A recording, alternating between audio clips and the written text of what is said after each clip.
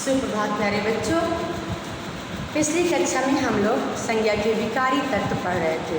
संज्ञा के विकारी तत्व लिंग तथा वचन हम लोग पढ़ चुके हैं। हम लोगों ने जाना था संज्ञा के विकारी तत्व कौन कौन से होते हैं, संज्ञा के विकारी तत्व किस तरह लोगों को किस तरह शब्दों को परिवर्तित करते हैं और किस तरह उसका और परिवर्तन होता है। उसके अंतर्गत हम लिंग और वचन का अध्ययन कर चुके हैं। किस तरह लिंग किसे कहते हैं, जिस शब्द से स्त्री या पुरुष जाति का बोध होता है उसे लिंग कहते हैं। स्त्रीलिंग और पुल्लिंग, स्त्री जाति का बोध कराने वाला स्त्रीलिंग, पुरुष जाति का बोध कराने वाला पुल्लिंग और उसका परिवर्तन। इसी तरह एक वचन के बारे में और बहुवचन के बारे में हमने पढ़ा। आज हम पढ़ेंगे कारक। क्या पढ़ेंगे? कारक स्त्रीलिंग और पुल्लिंग आपको पहले भी पढ़े हुए थे पिछली कक्षा में, क्लास 5 में, क्लास 3 में और क्लास 4 में। लेकिन कारक शब्द आपके लिए बिल्कुल नया है। एक कारक है क्या, इसको किस तरह प्रयोग किया जाता है, कैसे प्रयोग किया जाता है, इसको जानने के पहले हम पुस्तक का वाचन करेंगे। आज हम जानेंगे कारक कितने होते हैं, कौन कौन से होते हैं, उसके परिसर्ग और विभक्ति क्या होते हैं, उसके क्या नाम होते हैं, इसका वाक्य में क्या महत्व होता है। तो सबसे पहले सर्वप्रथम हम पुस्तक का वाचन करते हैं। Page number 70। अध्यापिका ने कक्षा में श्यामपट पर निम्न वाक्य थे। वाक्य है, बाग फूल खिले हैं, सचिन में शतक बनाया, हम रेल जम्मू जाएंगे, कक्षा अध्यापिका मोहन प्रशंसा की, दुकानदार ग्राहक फल बेचे। आपने शब्द वाक्य सुने और क्या आपको ये वाक्य सही लग रहा है? इसमें लग रहा है कुछ चीज़ें ऐसी हैं जो छूट गई हैं और हमारी अपनी बात को स्पष्ट नहीं हम कर पा रहे इस वाक्य के माध्यम से। इन सभी वाक्यों में शब्द अर्थपूर्ण, जितने भी शब्द हैं सबका कुछ न कुछ मीनिंग है, फिर भी छात्रों को ये वाक्य निरर्थक और अपूर्ण प्रतीत हो रहा। अर्थ पूरी तरह हम जान नहीं पा रहे हैं। क्या आप इन वाक्यों को इस प्रकार लिख सकते हैं कि इसका अर्थ समझ में आ जाए?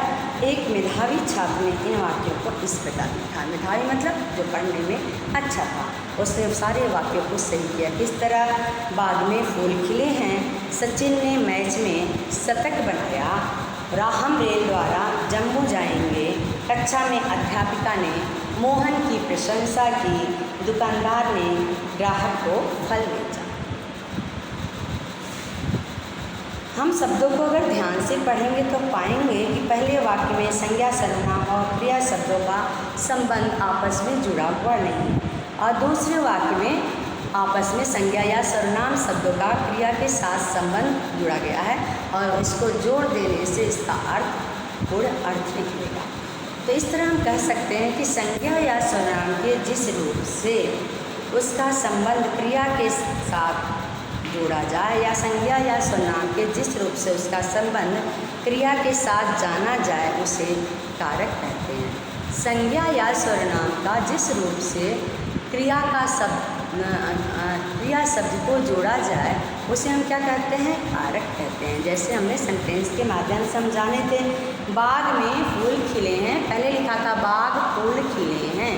बाग संज्ञा शब्द है, फूल खिल रहे हैं या खिले हैं, तो बाग फूल खिले हैं, इसको जोड़ने का काम मैं कर रहा है, तो मैं उसको जोड़ दिया, इसलिए वाक्य सेंटेंस सही हो गया।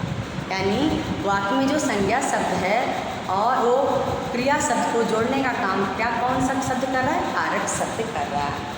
इसी तरह हम रेल जम्मू जाएंगे, हम रेल द्वारा शब्द जम्मू जाएंगे, जाने के क्रिया को शब्द को जोड़ रहा है, तो ये क्या हुआ?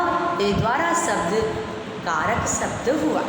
इसी तरह ने, में, ये सारे शब्द जो हैं कारक शब्द होते हैं। कारक की परिभाषा एक बार पुनः पढ़ेंगे। संज्ञा या सर्वनाम के जिस रूप से उसका संबंध क्रिया के साथ जाना जाए उसे कारक कहते हैं। संज्ञा या सर्वनाम के जिस रूप से उसका संबंध क्रिया के साथ जाना जाए उसे कारक कहते हैं। जैसे मैंने बोला माँ ने खाना बनाया, माँ खाना बनाया, ये आपको वाक्य बिल्कुल गलत लग रहा है। जब उसमें ने परसर्ग जुड़ गया है, कारक चिन्ह जुड़ गया है, तो वाक्य सही होता है। मैं बच्चों पढ़ाती हूँ, ठीक। तो अगर मैंने बोला मैं बच्चों को पढ़ाती हूँ, तो को जो है कारक चिन्ह उसमें जुड़ गया है, तब वाक्य सही होता है। वाक्य में आए संज्ञा या सर्वनाम शब्द का क्रिया से जोड़ने का जो शब्द काम करते हैं उसे हम कारक कहते हैं। कारक के 8 भेद होते हैं। कारक के कितने भेद होते हैं? 8।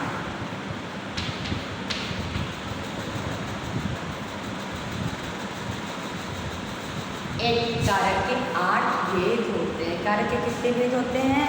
कारक के 8 भेद होते हैं। कारक का नाम पढ़ेंगे, फिर उसके चिन्हों को नाम पढ़ेंगे। सबसे पहले हम कारक के नाम पढ़ते हैं। कर्ता, कर्म, करण, संप्रदान, अपादान, संबंध, अधिकरण, संबोधन। कर्ता, कर्म, करण, संप्रदान, अपादान, अधिकरण, संबंध, अधिकरण, संबोधन। कर्ता ने, कर्ता का परसर्ग क्या है? ने।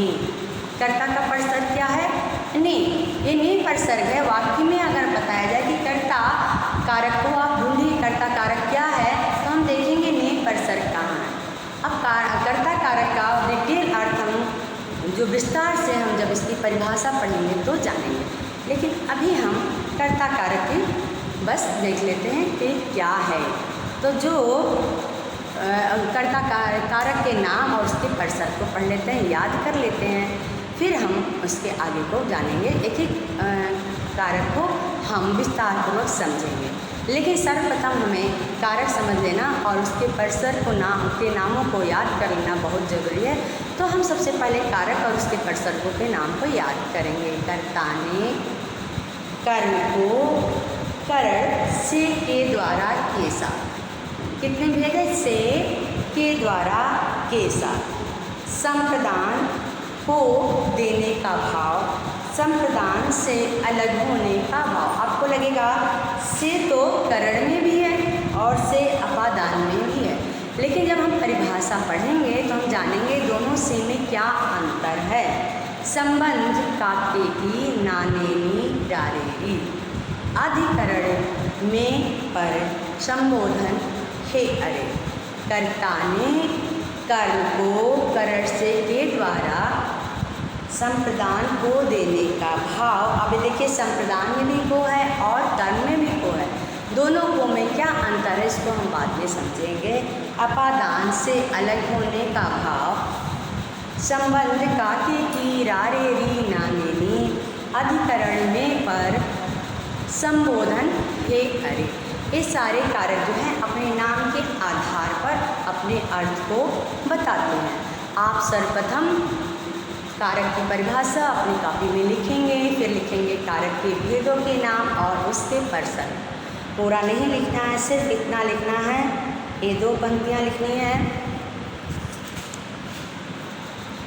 एक कारक के नाम और उसके परसर्ग। इधर की पंक्तियाँ आपको नहीं लिखना, बस लिखना है कर्ता ने कर्म को, इससे ज़्यादा आपको नहीं लिखना है।